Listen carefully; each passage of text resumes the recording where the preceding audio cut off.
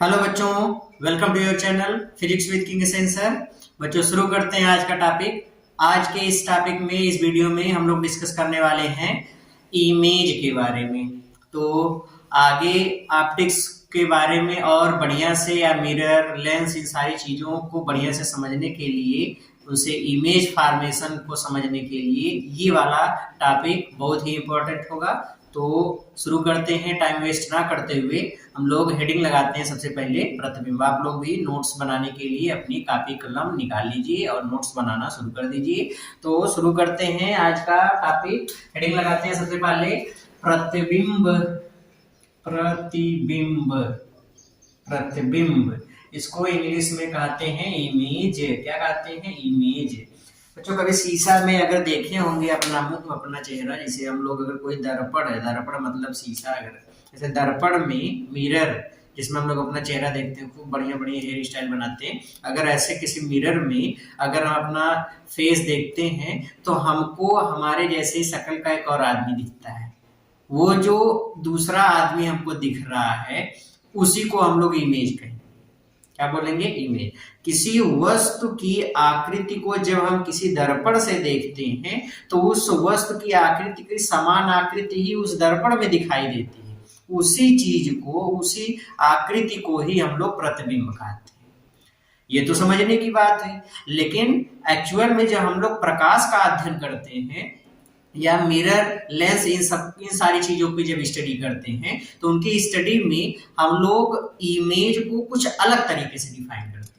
और क्या तरीका है डिफाइन करने का, उसको अब हम लोग समझते हैं। सबसे पहले इमेज की डेफिनेशन ये है बच्चों। इमेज को इस तरीके से डिफाइन करते हैं कि परावर्तित, जब हम लोग मिरर की बात करेंगे तो परावर्तन होगा। परावर्तित या अपवर्तित, जब हम लोग लेंस की बात करेंगे तब अपवर्तन होगा। हमेशा याद रखो कि परावर्तन, परावर्तन किसके लिए वर्ड यूज हो रहा है? मिरर के लिए। और अपवर्तन किसके लिए यूज हो रहा है? लेंस के लिए। मतलब ये वाली चीज हम लोग लेंस के केस में पढ़ेंगे और ये वाली चीज हम लोग मिरर के केस में पढ़ेंगे। दर्पण, इसको कहते हैं दर्पण, और इसको कहते हैं लेंस। ये है। तो परावर्तित या अपवर्तित किरणों के कटान बिंदु को प्रतिबिंब कहते हैं। प्रतिबिंब कहते हैं। परावर्तित या अपवर्तित किरणों के कटान बिंदु को ही प्रतिबिंब कहते हैं। तो बच्चों ये होता है इमेज। इमेज को जब भी हम लोग ऑप्टिक्स में डिफाइन करेंगे तो परावर्तित या अपवर्तित किरणों के कटान बिंदु को ही प्रतिबिंब कहते हैं। दोनों प्रकाश की किरणें एक दूसरे को जहां पे काटेंगी, चाहे परावर्तित हो या अपवर्तित हो, जहां पे काटती हैं उसी कटान बिंदु को ही, उसी कटान बिंदु की पॉइंट ऑफ, जहां पे दोनों पॉइंट एक दूसरे को दोनों किरणें एक दूसरे को इंटरसेक्ट करती, काटती, उसी कटान बिंदुओं को ही हम लोग क्या कहते हैं? प्रतिबिंब। क्लियर हो गया? ओके। इमेज दो तरीके की होते हैं। प्रतिबिंब दो प्रकार का होता है। एक होता है, इसको हम लोग बोलते हैं रियल इमेज। क्या बोलते हैं? रियल इमेज या वास्तविक प्रतिबिंब। क्या बोलते हैं? वास्तविक प्रतिबिंब, रियल इमेज। अब रियल इमेज क्या होता है, वास्तविक प्रतिबिंब क्या किसे कहते हैं? बच्चों पहले इसकी डेफिनेशन लिख लेते हैं। किसी वस्तु से चलने वाली, किसी वस्तु से चलने वाली प्रकाश किरणें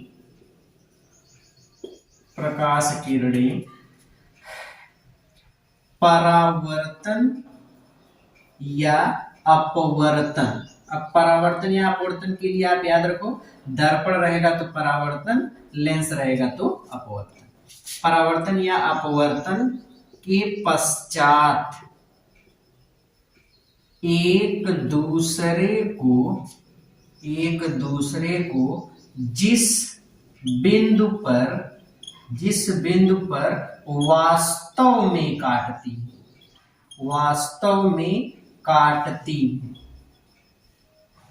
उसे वास्तविक प्रतिबिंब कहते हैं। उसे वास्तविक प्रतिबिंब कहते हैं। ये है डेफिनेशन रियल इमेज की। बच्चों वास्तविक प्रतिबिंब क्या होता है? वास्तविक प्रतिबिंब होता है कि किसी वस्तु से चलने वाली प्रकाश की किरणें परावर्तन या अपवर्तन के पश्चात एक दूसरे को जिस बिंदु पर वास्तव में काटती हैं, यहाँ पे जो प्रकाश किरणें होती है एक दूसरे को रियल में काटती है, एक्चुअल में काटती है। अगर दो प्रकाश की किरणें एक दूसरे को परावर्तन या अपवर्तन के बाद वास्तव में काट रही हैं, तो जो प्रतिबिंब बनता है उसको हम लोग बोलते हैं वास्तविक प्रतिबिंब। क्या बोलते हैं? वास्तविक प्रतिबिंब, रियल इमेज बोलते हैं, वास्तविक प्रतिबिंब कहते हैं। जैसे आज देखते हैं वास्तविक प्रतिबिंब कहाँ बनता है, कैसे बनता है। जैसे मान लो बच्चा कि हमने यहाँ पर एक कोई दर्पण ले लिया, ठीक है, ये, और यहाँ पर कोई एक वस्तु रख दी गई है ए बी, ये वस्तु है, ठीक है। यहां से एक प्रकाश की किरण को हमने ऐसे इस दर्पण पे आपतित कराया, तो इधर आ रही है, परावर्तन के बाद मान लो ऐसे चली गई, ठीक है। दूसरी प्रकाश की किरण को हम यहां से लेकर के जा रहे हैं और यहां से परावर्तन के बाद ऐसे चली गई। थोड़ा सा अच्छे से बनाइए सर, अच्छे से बना लेते हैं ये, ठीक है। ये प्रकाश की किरण आई, ऐसे निकल गई। यहां से दो प्रकाश की किरणें निकल रही हैं। एक प्रकाश की किरण ये जो गई है, एक आपतित किरण यहां से आई, तो परावर्तन के बाद ऐसे चलेगी। मतलब ये वाली प्रकाश की किरण क्या है? परावर्तित प्रकाश किरण, परावर्तित प्रकाश किरण, ठीक है। और ये वाली प्रकाश की किरण को देखो, एक प्रकाश की किरण आपतित किरण ये है और यहां से परावर्तन के बाद से चलेगी, तो इसको भी हम क्या बोलेंगे? परावर्तित प्रकाश किरण। ये दोनों प्रकाश की किरणें एक दूसरे को वास्तव में काट रही हैं और जहां काटती हैं वहीं पर प्रतिबिंब बनता है। मतलब ये इमेज होगा ए डैश बी डैश, सपोज इसका नाम हमने लिख दिया, तो ए डैश बी डैश को ही क्या बोलेंगे? प्रतिबिंब। क्या बोलेंगे? प्रतिबिंब, इमेज बोलेंगे। क्लियर हो गया? तो ये होता है प्रतिबिंब। तो हमेशा अगर परावर्तन या अपवर्तन के पश्चात, जैसे यहाँ पे दर्पण है तो परावर्तन हो रहा, परावर्तन के पश्चात प्रकाश की किरणें एक दूसरे को वास्तव में काट रही है, तो हम बोलेंगे कि जो प्रतिबिंब है वो कैसा है? वास्तविक है, रियल इमेज बनता है। जो रियल इमेज की कुछ विशेषताएं हैं जो कि हमेशा फिक्स होती है। कौन कौन सी विशेषताएं हैं? पहली विशेषता इसकी समझो कि रियल इमेज या वास्तविक प्रतिबिंब हमेशा परावर्तित या अपवर्तित किरणों के कटान बिंदु पर बनता है, कटान बिंदु पर बनता है। मतलब दोनों प्रकाश की किरणें, चाहे वो परावर्तित हो या अपवर्तित हो, जैसे अगर हम लोग लेंस की बात करते हैं, आप अपवर्तन वाले में भी देख लो कि अगर ये मान लो कोई लेंस है और एक प्रकाश की किरण ऐसे आ रही है, तो यहाँ से आने वाली प्रकाश की किरण ऐसे चलेगी, तो ये आपतित किरण, ये अपवर्तित किरण कहलाएगी। दूसरी प्रकाश की किरण को मान लीजिए कि अगर हम यहाँ से लेकर के चले आते हैं, ऐसे चली आई और फिर यहाँ से ऐसे चली गई, ये तो एक प्रकाश किरण ये आपतित किरण है और यहाँ से जाने वाली ये अपवर्तित किरण है। दोनों अपवर्तित किरण एक दूसरे को जहां पे काटेंगे वहीं पर इसका प्रतिबिंब बनेगा, ठीक है।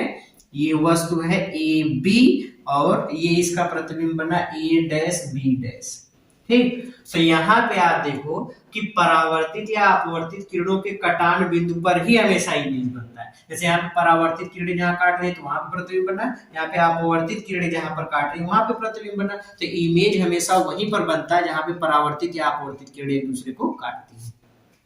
दूसरी मोस्ट सबसे बहुत ज्यादा इंपॉर्टेंट पॉइंट कि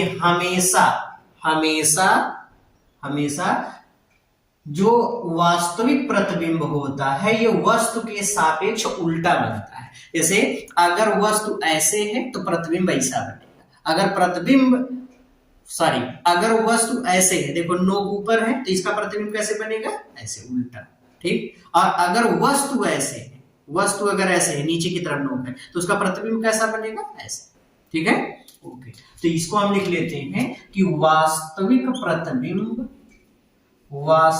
प्रतिबिंब मीन्स रियल इमेज, वास्तविक प्रतिबिंब सदैव वस्तु के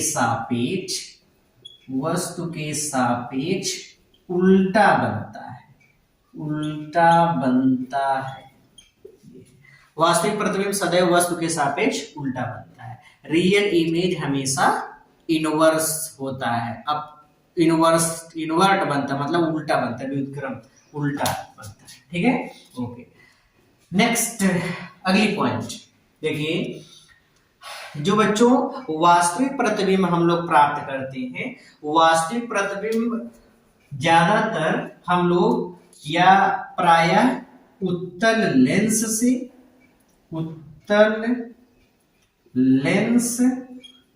या फिर अवतल दर्पण से प्रायः मतलब अक्सर, प्रायः ज्यादातर, प्रायः वास्तविक प्रतिबिंब प्राप्त होता है। वास्तविक प्रतिबिंब प्राप्त होता है। बच्चों उत्तल दर्पण हो, उत्तल लेंस हो या अवतल दर्पण हो, उत्तल लेंस या अवतल दर्पण से प्रायः वास्तविक प्रतिबिंब ही बनते हैं। ये याद रखेंगे आप लोग, कभी पूछ लिया जाए पेपर में कि किस दर्पण या किस लेंस से वास्तविक प्रतिबिंब प्राप्त किया जा सकता है, तो किस दर्पण से अवतल दर्पण, किस लेंस से उत्तल लेंस। दर्पण में अवतल, लेंस में उत्तल, दर्पण में अवतल, लेंस में उत्तल। क्लियर हो गया, ओके। प्रायः कहा गया है, प्रायः मतलब हमेशा ऐसा नहीं होता, कुछ विशेष स्थितियां होती हैं जिसमें कि अवतल दर्पण से भी वास्तविक प्रतिबिंब नहीं बनता या उत्तल लेंस में भी वास्तविक प्रतिबिंब नहीं बनता। वो कौन सी स्थिति है ये मैं आपको तब बताऊंगा जब मैं आपको दर्पण के बारे में पढ़ाऊंगा। अवतल दर्पण या उत्तल लेंस जब मैं पढ़ाऊंगा आपको, तब मैं वहां पे बताऊंगा कि क्या स्थिति है। अभी मैं इस चीज को सीक्रेट रखूंगा, छुपा के आपको अभी नहीं बताऊंगा। काफी कुछ छुपाते हो सर जी। हाँ, उत्तल लेंस या अवतल दर्पण से प्रायः वास्तविक प्रतिबिंब बनता है, ठीक है। अगली पॉइंट कि हम लोग वास्तविक प्रतिबिंब को पर्दे पर प्राप्त कर सकते हैं। वास्तविक प्रतिबिंब पर्दे पर प्राप्त किया जा सकता है, प्राप्त किया जा सकता है। पर्दे, बच्चों सिनेमा घरों में पर्दे भी बहुत पहले तो VCR चलता था, इसे पर्दे पे स्क्रीन पे व्हाइट कलर का ऐसे कपड़ा लगा रहता था, उस पे हम लोग मूवी वगैरह चलाते थे, रील चलाते थे। तो वैसे ही पर्दे पर जो इमेज बनाया जाता है वो हमेशा रियल, हमेशा वास्तविक प्रतिबिंब को ही पर्दे पर प्राप्त किया जा सकता है। तो वहां पर जो सिनेमा घरों में जो पर्दे पर जो भी प्रतिबिंब हमको दिखाई देता है वो हमेशा रियल इमेज होता है, ठीक है, ओके। तो ये कुछ बातें हैं जो कि एक रियल इमेज के बारे में हमको, या रियल इमेज की कुछ विशेषताएं हैं, ठीक है, कुछ बातें हैं जो कि इसके विषय में बताई गई। ओके, अब दूसरा हम लोग इमेज का प्रकार पढ़ते हैं। इमेज हमने पहले ही बताया 2 प्रकार के होते हैं। पहला तो था वास्तविक प्रतिबिंब, अब दूसरा का रहेगा जिसको हम लोग बोलेंगे आभासी प्रतिबिंब। क्या बोलेंगे? आभासी प्रतिबिंब। आ जाओ, हेडिंग लगा लेते हैं तुरंत। आभासी प्रतिबिंब, इसको बोलते हैं वर्चुअल इमेज। आभासी प्रतिबिंब, आभासी प्रतिबिंब को बच्चों कुछ इस तरीके से डिफाइन किया जाता है। किसी वस्तु से चलने वाली प्रकाश किरणें परावर्तन या अपवर्तन, फिर से वही चीज, परावर्तन किससे होगा? दर्पण से। अपवर्तन किससे होगा? लेंस से। परावर्तन या अपवर्तन की बात जिस बिंदु से निकलती हुई, बड़ा इंपॉर्टेंट वर्ड है निकलती हुई। कुछ बच्चे ऐसे लिखते हैं कि आती हुई, नहीं, आती हुई नहीं, निकलती हुई, निकलती हुई याद रखेंगे। जिस बिंदु से निकलती हुई प्रतीत होती है, जिस बिंदु से निकलती हुई प्रतीत होती है, उसे, उस बिंदु को ही उसे आभासी प्रतिबिंब कहते हैं, आभासी प्रतिबिंब कहते, प्रतिबिंब कहते हैं। जैसे बच्चों मान लो कि यहाँ पे हमने एक कोई दर्पण ले लिया है और यहाँ पे कोई एक वस्तु रखी गई है, ठीक है।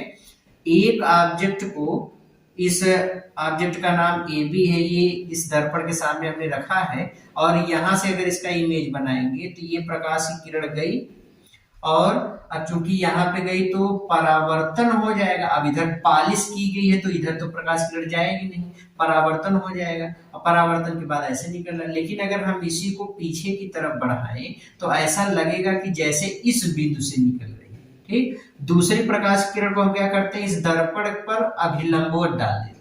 और मैंने आपको पहले ही बताया है कि अगर प्रकाश की किरण किसी तल पर लंबवत ऐसे जाती है तो लंबवत जाने वाली प्रकाश की किरण उसी रास्ते पे वापस लौट जाती है, तो जिस रास्ते पर गई उसी रास्ते पे वापस लौट जाएगी। लेकिन वापस लौटते समय ऐसे जब वापस लौटेगी तो ऐसा लगेगा कि जैसे कि ये इस बिंदु से होकर के निकल रही, ऐसे यहाँ से ऐसे वापस जाती हुई ऐसे प्रतीत होगी, ऐसे ऐसा लग रहा है इसे यहाँ से निकल रही, इस पॉइंट से निकल रही है ऐसे। तो ये वापस जाते समय एक तो यहाँ से निकलती हुई प्रतीत हो रही है, एक यहाँ से, तो जहां से निकलती हुई प्रतीत होती है, निकलती हुई प्रतीत होती है जिस बिंदु से, अब जिस बिंदु से निकलती हुई प्रतीत होती है, अब दोनों, एक तो यहां से निकली एक यहाँ से, ये जो दोनों का कटान बिंदु है, दोनों, फिर से देखो, किसी वस्तु से चलने वाली प्रकाश किरणें परावर्तन या अपवर्तन के बाद जिस बिंदु से निकलती हुई प्रतीत होती है। अब परावर्तन हुआ या यहाँ पे परावर्तन हुआ, परावर्तन के बाद ये वाली प्रकाश किरण इस बिंदु से निकलती हुई प्रतीत हो रही है, दूसरी इस बिंदु से निकलती हुई प्रतीत हो रही है। तो जिस बिंदु से दोनों निकलती हुई प्रतीत हो रही हैं, ये प्रतीत होने वाली प्रकाश किरण एक दूसरे को जहां पे काटती हैं प्रतीत होती है, जिस बिंदु से निकलती हुई प्रतीत होती हैं उसे आभासी प्रतिबिंब कहते हैं। जैसे इस बिंदु को अगर हम लें तो इस बिंदु से लगता है हाँ ये भी निकल रही, ये भी निकल रही है, तो इस बिंदु को ही हम लोग क्या बोलेंगे, या इस बिंदु पर कैसा इमेज बनेगा, आभासी प्रतिबिंब। इसका नाम लिख देते हैं ए डैश। कुछ मजा नहीं आया ने, आ जाओ फिर से देखते हैं इस टॉपिक को। तो जो हमने आपसे कहा कि किसी वस्तु से चलने वाली प्रकाश की किरणें परावर्तन या अपवर्तन के बाद जिस बिंदु से निकलती हुई प्रतीत होती, अब जिस बिंदु से निकलती हुई प्रतीत होती मतलब परावर्तित किरणें या अपवर्तित किरणें जब एक दूसरे किसी बिंदु से जब निकलती हुई प्रतीत होंगी तो जिस बिंदु पर काटती हैं, जिस बिंदु पर काटती हैं, अब जहां पे काटेंगे वो एक ऐसा पॉइंट होगा जहां से दोनों निकलती हुई प्रतीत होती है। हमने किरणें कहा, केवल एक किरण की बात नहीं होती। यहाँ पे देखो कि एक प्रकाश किरण अगर हम बोलेंगे इस बिंदु से, तो यहाँ से तो दोनों नहीं निकल नहीं रही हैं, एक यहां से निकल रही है, एक यहां से निकल रही, तो ये वो पॉइंट है जहां से दोनों निकलती हुई प्रतीत हो रही हैं। दोनों निकलती हुई मतलब या ये वाली भी निकलती हुई प्रतीत हो रही है, ये वाली भी, तो वह बिंदु जहां से दोनों निकलती हुई प्रतीत होंगी उस बिंदु पर हमेशा आभासी प्रतिबिंब मिलेगा। बात आ रही समझ में? तो जिस बिंदु से निकलती हुई प्रतीत होती है मतलब सभी किरणें उस बिंदु से निकलनी चाहिए। अगर हम एक एक को लेते हैं तो फिर यहाँ से ये तो एक का निकल रही, दूसरी निकल लेगी, और जब तक दो किरणें एक दूसरे को काटेंगे नहीं, इमेज बनेगा नहीं। इसलिए याद रखो कि हमेशा उस बिंदु को लेना है जो दोनों एक दूसरे को काटने पर प्राप्त होता है या काटने के बाद मिलता है। ठीक है, ओके। एक ये तो परावर्तन होगा। अपवर्तन वाले में देख लो, जैसे मान लो कि हमने यहाँ पर एक लेंस ले लिया, ठीक है। अब यहाँ पे हमने एक वस्तु को रख दिया, प्रकाश की किरण ऐसे गई, ये इसका रास्ता था, अब अपवर्तन के बाद ऐसे चली। अब ये वाली प्रकाश किरण जो ऐसे जा रही है, अगर इसको पीछे की तरफ बढ़ाओ तो इस बिंदु से होकर निकलती हुई प्रतीत हो रही है, ठीक है। अब अगर हम दूसरी प्रकाशीय किरण को लेकर के जाते हैं, दूसरी प्रकाशीय किरण को यहां से होकर के लेके जाते हैं ऐसे, इस वाले पॉइंट से अगर यहां से होकर के लेके जाते हैं बच्चों, इस वाले पॉइंट को बोलते हैं प्रकाशिक केंद्र। और प्रकाशिक केंद्र से जब भी प्रकाशिक किरणें जाती हैं तो अपने मार्ग से बिना विचलित हुए सीधे निकल जाती है। अब ये तो आगे की तरफ बढ़ती जा रही है, आगे की तरफ बढ़ती जा रही है। अगर हम इसी को पीछे की तरफ बढ़ाएं तो पीछे की तरफ बढ़ाने पर दोनों प्रकाशिक किरणें एक दूसरे को यहाँ पे काटेंगे, ए डैश बी डैश, ये इसका इमेज होगा। ठीक है, तो इस वाले पॉइंट को जहां पे दोनों एक दूसरे को काट रही हैं, देखो इस वाले पॉइंट के बाईं तरफ इस किरण का नाम है आपतित, ठीक, और इस वाले पॉइंट के दाईं तरफ इस किरण का नाम है अपवर्तित। तो अपवर्तित किरण इधर जा रही है, इसको पीछे की तरफ बढ़ाओ, एक अपवर्तित किरण इधर जा रही है, इसको पीछे की तरफ बढ़ाओ, तो दोनों प्रकाश की किरणें एक दूसरे को यहाँ पे काट रही है, इसलिए यहीं पर इसका इमेज बनेगा और वो इमेज है ए डैश। क्लियर हुआ? ओके। तो अपवर्तित किरणों का कटान बिंदु, अपवर्तित किरणों का कटान बिंदु ये कहलाएगा इमेज, और जिस बिंदु से निकलती हुई प्रतीत हो रही है, अब जैसे दोनों देखो, एक अपवर्तित किरण एक ये, तो ये यहां से निकलती हुई प्रतीत हो रही है, ये यहां से निकलती हुई प्रतीत हो रही है, तो दोनों इसी बिंदु से निकलते हुए प्रतीत हो रहे हैं, तो इसको हम बोलेंगे आभासी प्रतिबिंब। क्लियर हो गया? तो ये आभासी प्रतिबिंब होता है। अब लिख लेते हैं आभासी प्रतिबिंब के कौन कौन से गुण हैं, कौन कौन सी विशेषताएं हैं। कुछ इंपॉर्टेंट बातें जल्दी जल्दी लिख लेते हैं, कौन कौन सी बातें हैं। बहुत बड़ा बड़ा आम खाते हैं। आ जाओ, पहली पॉइंट, पहली बात कि हमेशा जैसे हमने पढ़ा था वास्तविक प्रतिबिंब परावर्तित या अपवर्तित किरणों के कटान बिंदु पर बनता है, तो क्या यहाँ पे कटान बिंदु पर परावर्तित और अपवर्तित, परावर्तित या अपवर्तित किरणों के कटान बिंदु पर बन रहा है? नहीं, ये परावर्तित और अपवर्तित किरणें तो वास्तव में काट ही नहीं रही, ये तो काटती हुई प्रतीत हो रही है।